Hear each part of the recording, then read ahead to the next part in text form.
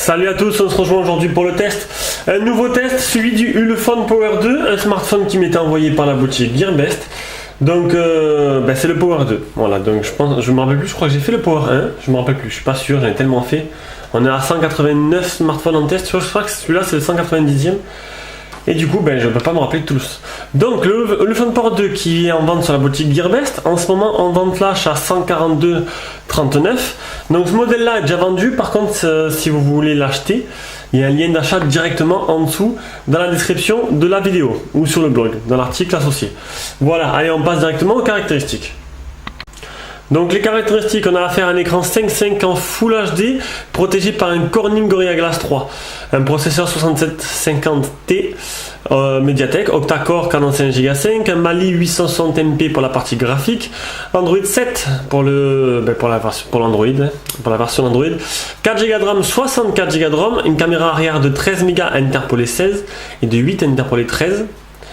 Et interpolé, pour ceux-là qui ne savent pas, c'est en fait la partie logicielle qui augmente le nombre de pixels. Et pour les bandes 2G, 3G, 4G, donc 4G toute bande sauf la 700, je le rappellerai tout à l'heure à quoi sert la 700. Alors, une carte qui va jusqu'à 256 Go, une carte SD. On va aller voir les dimensions de l'appareil. Donc d'abord la batterie qui est donnée pour 6050 mAh, donc une énorme batterie. C'est un peu la spécificité de ce modèle. Alors, les dimensions 15,5 sur 7,76 sur 0,99 mm d'épaisseur, donc presque 1 cm. Donc c'est plutôt pas mal.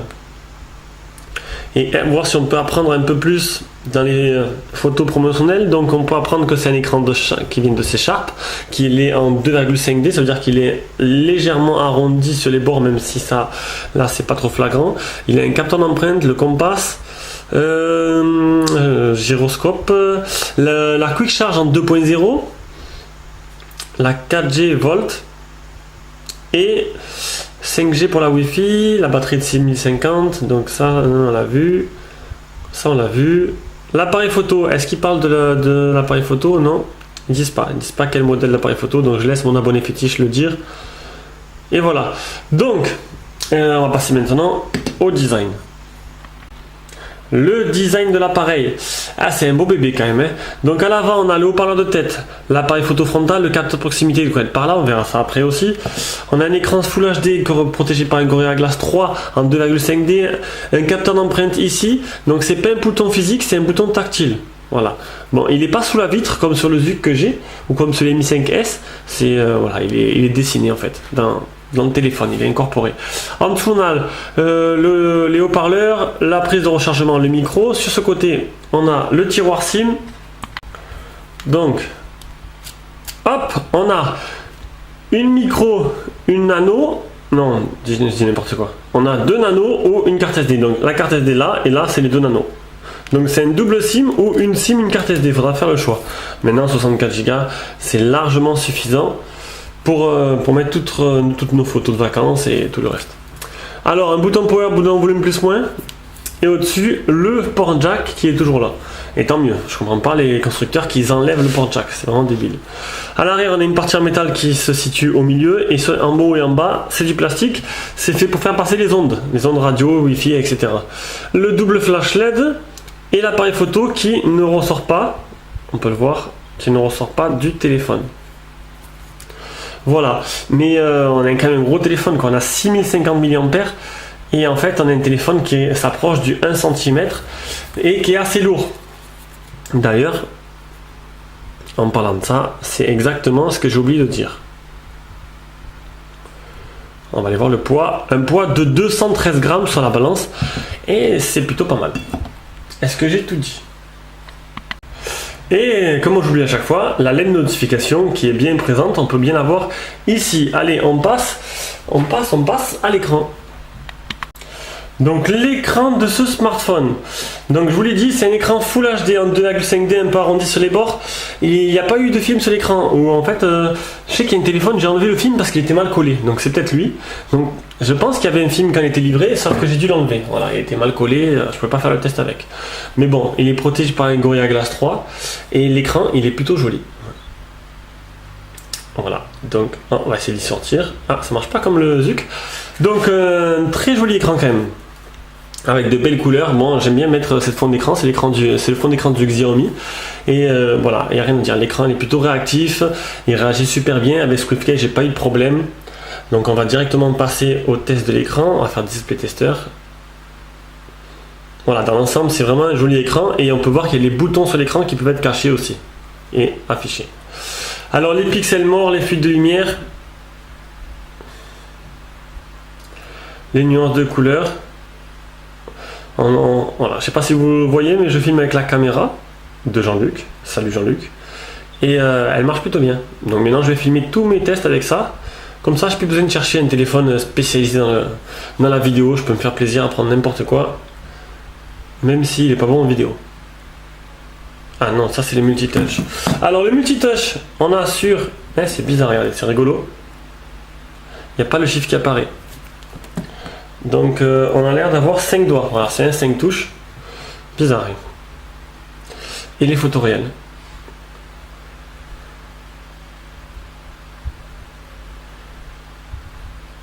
Donc je vous l'ai dit, un écran très joli et qui réagit super bien, qui est vraiment réactif. Donc ça c'est fait. Il me manque le screen touch test. Les icônes sont vraiment moches, hein. Les gens étaient d'accord avec moi. Je trouve ça vraiment moche cette surcouche. Voilà. Donc pour l'écran, je pense que c'est bon. Et non, j'ai oublié de vous montrer qu'il n'y a pas le Miravision. Voilà, le Miravision n'est pas inclus dans le téléphone, c'est bizarre. Et il n'y a même pas leur petite solution maison. Donc du coup, vous ne pourrez pas changer votre nuance des couleurs et pas faire le contraste dynamique. Maintenant, bon, c'est un léger détail qui n'embêtera pas la majorité des personnes. On en vient à la partie logicielle avec le launcher. Donc le launcher, c'est une petite surcouche qui a été faite par Ulefone, et on va dire que le mec a fait la surcouche, quoi. Il avait vraiment des mauvais goûts. Après bon, il y en a peut-être qui vont aimer, mais moi je trouve ça vraiment moche, quoi. Ces icônes, ils sont horribles. Maintenant bon, c'est une surcouche d'application avec un tiroir d'application où on peut, donc du coup ça ressemble plus à Google No qu'à iOS, qu'à Apple. On peut cacher, comme je vous l'ai montré tout à l'heure. Hop, la Navibar se cache. Elle peut être cachée. Niveau fluidité, il n'y a rien à dire. C'est super fluide. De toute façon, les 4 Go de RAM, ils sont beaucoup là-dedans. On va voir les options de la ROM. Alors, déjà, on descend tout en bas. Les mises à jour. On va rechercher les mises à jour. Donc, dernière mise à jour le 22 avril 2017. Mon appareil est à jour. Donc, c'est bien le Power 2 en 7.0. En Nougat, dernière version d'Android. Alors, qu'est-ce qu'on a? L'empreinte digitale, on va la voir de suite. Donc c'est super réactif, hein. Ça marche très bien. Voilà, c'est plutôt pas mal. Le Parallel Space qui permet de vous créer deux applications. En fait, ça fait deux applications, la même application avec deux comptes. Les Gesture Unlock, c'est pour déverrouiller l'écran avec le double tap et tout. On va voir de suite s'il y est. Voilà, il y est. On va éteindre l'écran. Voilà, bon, c'est le triple tap. Ça arrive souvent. Après, les Gesture Motion, c'est avec le capteur de proximité, ça permet de répondre au téléphone, de raccrocher, etc. Qu'est-ce qu'ils ont mis dedans? Ils ont mis répondre par mouvement, tourner le téléphone pour éteindre la sonnerie, et le Smart Switch, vous mettez le téléphone à l'oreille pour répondre. Pour activer le... Non, vous enlevez... Non, je dis n'importe quoi. Mettez pen phone close to ear to turn off the speaker. Voilà. Vous mettez le téléphone à l'oreille pour mettre off le micro. Ce veut rien dire. Ouais, bon, voilà. Je suis pas mauvais en anglais, mais bon, le bon matin, il est 8h30, je suis fatigué. Donc, les 3 points pour faire... Ah bon, ça c'est sympa, ça, regardez, tac. On va faire un écran avec les 3 points. 3 points pour entrer dans la caméra. Mais c'est bête alors. On fait les 3 points pour l'écran et 3 points pour entrer dans la caméra. 3 points en même temps pour faire un capture d'écran, 3 points en même temps pour entrer dans la caméra. Donc, il faudra choisir l'un ou l'autre. 2 points pour le volume, donc c'est comme ça. Hop, on monte, on descend le volume. Et double tap pour lock. Ah, ça c'est pas mal ça. Tac, clac, on éteint l'écran, on allume comme ça. Donc ceux-là qui ne veulent pas utiliser le capteur d'empreinte, qui sera has-been, et puis ils pourront l'utiliser. Après, on continue parce que c'est pas fini. Le Smart Somatosensory, ça marche encore, le capteur de proximité. Donc avec la main, vous passez la main devant, c'est inutile. Hein. C'est inutile. Ah, pas pour faire le... Voilà, ouais, regardez mon téléphone, je mets la galerie, je passe les photos en faisant ça. Voilà, surtout ça marche pas souvent bien. Le Float View, hop, ici c'est des raccourcis qui viennent en bas de l'écran. Alors de quel côté il va apparaître? qu'il faut enlever ça. Voilà. Donc c'est des raccourcis voilà, des raccourcis tout simplement qui arrivent en slidant vers le bas de l'écran. Donc ça fait un menu supplémentaire. Les gestures, tac, c'est un petit bouton là, pareil, ça fait des raccourcis. Pareil, tac, vous verrez bien. Les icônes, peut-être, je vais pas le répéter à chaque fois. Bon, c'est toujours. De toute façon, toutes les surcouches en ce moment, elles ont les mêmes trucs. Hein. En ce moment, elles sont plutôt complètes. Et ça, c'est plutôt pas mal. Alors, bon, vous n'êtes pas obligé de l'activer du coup. Hein. Moi, je l'enlève, ça sert à rien. Alors, la mémoire, sur 4, il y a 3,8 exactement, il reste 1,7 Go. Et sur les 64, il reste 54 Go. Voilà pour la RAM. Et il y a le Hooknote, c'est le transfert de fichiers entre processeurs Mediatek. Donc, il me manque Phone Tester, le OTG et le malware. Alors, le Phone Tester, il est là. État des capteurs, on accepte. Accéléromètre, gyroscope, champ magnétique, boussole, capteur de lumière, capteur de proximité. Donc c'est plutôt pas mal. Là, il doit avoir le capteur voilà, de proximité. Il me manque l'anti-malware, c'est dans la galerie. Capture d'écran. Ah, faut faire le tri quoi. Alors, l'anti-malware il est là, donc la ROM elle est propre. Il n'y a pas de malware intégré et il me manque plus que le OTG. Allez, on finit par le OTG.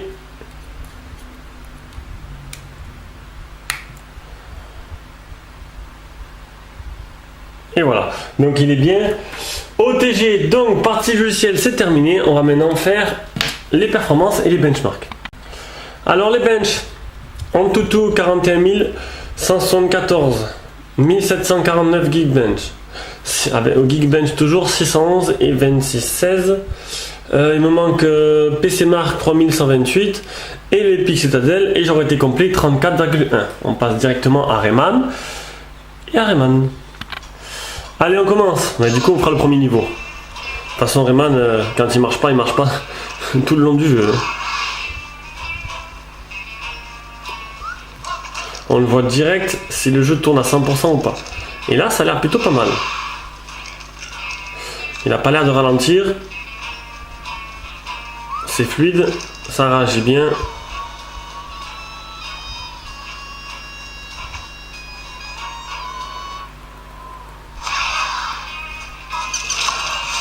Voilà, donc Rayman, il n'y a pas de souci, on passe à D-Trigger 2. Allez, D-Trigger 2, il tourne en performance. Alors, on va voir ça de suite. Performance élevée, donc au maximum.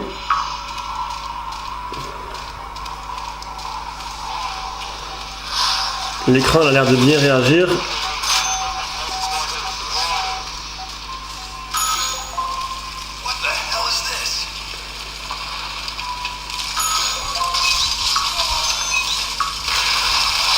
C'est vraiment un régal cet écran, hein. Il réagit super bien et c'est un plaisir de l'utiliser.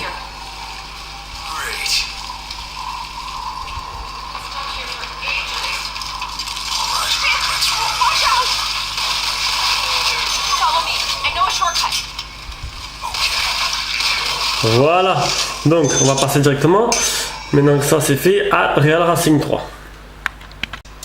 Alors, Real Racing 3, d'abord on va tester l'accéléromètre. Voilà, c'est bon.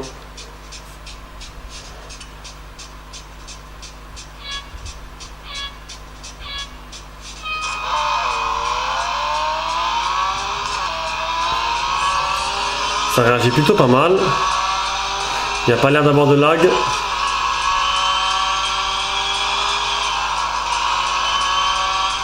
Malgré le nombre de voitures affichées, ça marche plutôt bien.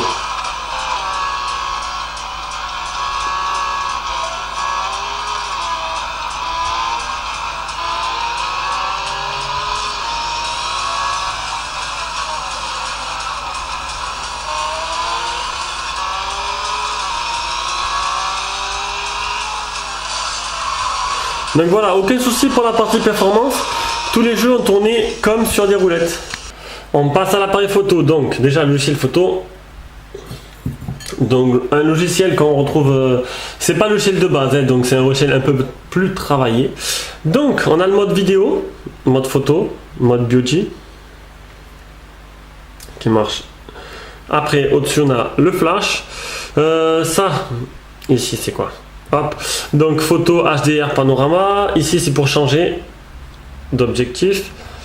Et les paramètres, par contre les paramètres, on retrouve les paramètres d'origine.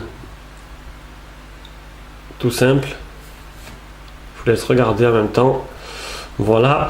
Donc, eh bien, écoutez, on va voir un peu les échantillons que j'ai fait. Allez, on passe aux échantillons. On va commencer par le selfie. Donc, alors ce que ça donne, c'est pas trop mal. Hein. Je vous rappelle, il fait toujours très chaud ici. Le selfie, c'est pas trop mal. C'est parfait. Franchement, beau selfie. Mon plan de travail, on peut voir avec la cam. Ouais, la cam elle est rose. Et ouais, ben Jean-Luc, sa fille, qui était youtubeur, eh ben c'était une cam rose. Bon, c'est pas grave, hein, tant qu'elle filme, je suis très content. Donc un appareil photo qui marche plutôt pas mal pour l'instant. On va regarder la vidéo.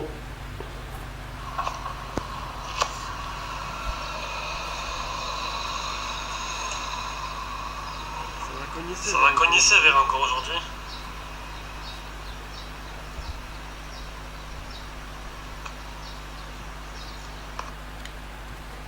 Une vidéo correcte, une petite photo d'extérieur.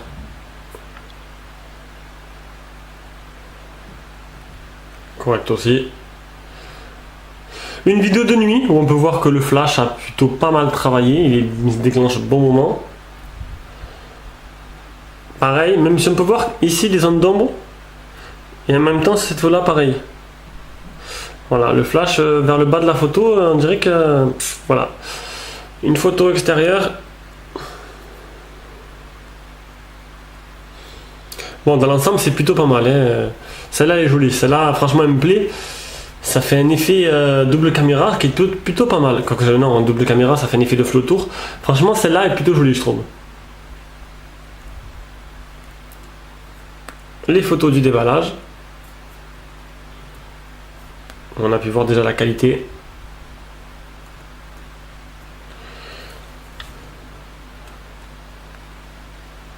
Ouh, faut pas trop zoomer non plus.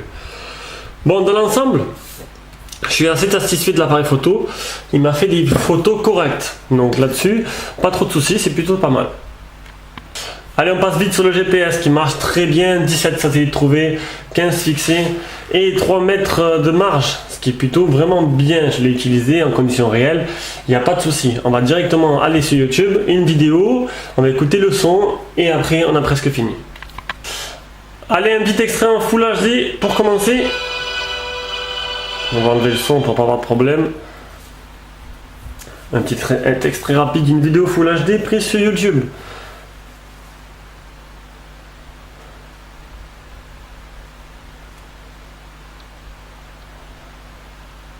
Bon, vous l'aurez compris, l'écran il est vraiment plutôt pas mal. Moi franchement il me convient parfaitement. On va directement passer à la partie audio avec le haut-parleur et le port jack. Allez, on va écouter le haut-parleur.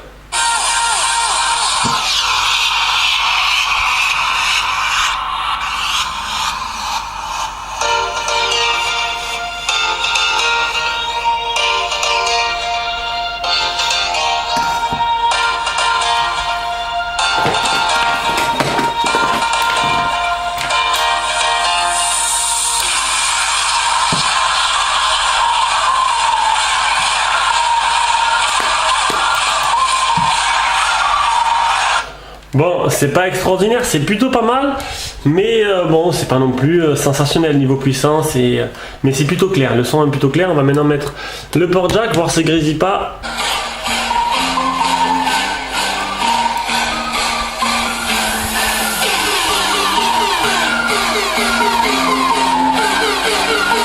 Non, là-dessus c'est bon. Allez, pour le son, c'est fait. On va maintenant passer au réseau. Donc le réseau, toute bande française sauf le 700. Donc je le répète, le 700, seulement 2 antennes chez Bouygues. Enfin, peut-être qu'ils en ont une troisième depuis. Hein. La dernière fois que j'ai regardé, c'était 2 antennes chez Bouygues et quelques antennes chez Free dans les grandes villes. Donc le 700 n'est pas répandu pour le moment. Le 800 est lié. L'autonomie, donc la batterie donnée pour 6000 mAh, je l'ai mesuré. Ah, vous l'avez vu tout à l'heure, comme à chaque fois.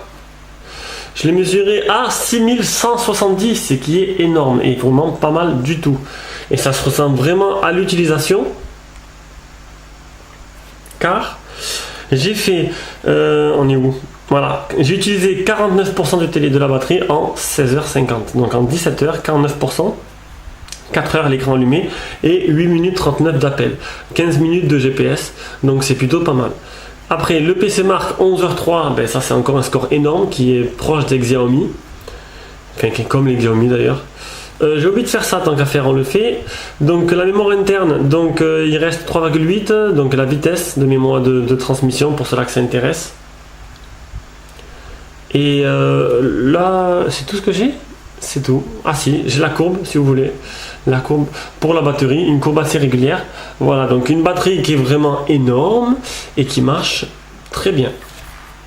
Ah, vous durez facilement, allez, plus de 2 jours je pense. Ça dépend de l'utilisation. Là, bon, j'ai pas mal utilisé, mais pour cela qui ont une utilisation un peu moins intensive que moi, ce sera presque 3 jours. Allez, conclusion de ce smartphone. Donc si la grosseur et l'épaisseur du smartphone ne vous dérangent pas, il est bon partout. Il est bon partout. J'ai pas eu de trop de problèmes avec. Il est fluide, il est réactif. C'est juste maintenant, voilà, il est lourd. En plus, la coque fournie avec, elle est vraiment impinable. Elle est encore plus, ça rend encore le téléphone plus gros. Ils ont vraiment abusé sur ce coup-là, mais bon. Voilà, une grosse batterie, une bonne autonomie, un launcher dégueulasse, mais bon, il suffit de mettre un launcher alternatif sur le Play Store et on change un peu les icônes et on se fait plaisir. Mais sinon, voilà, il est bon partout, quoi. Enfin, il est correct partout, j'ai rien à dire. J'ai pas trouvé de défaut. C'est tout. Voilà, donc le test est terminé. J'espère qu'il vous a plu. Si vous voulez l'acheter, il est actuellement sur Gearbest en vente flash. Vous pouvez l'acheter par le lien qui se trouve en bas de la vidéo. Merci de passer par ces liens, ça nous aide à continuer à avoir toujours plus de smartphones. Là de suite, j'enchaîne avec le HomeTom HT37. Bisous à tous.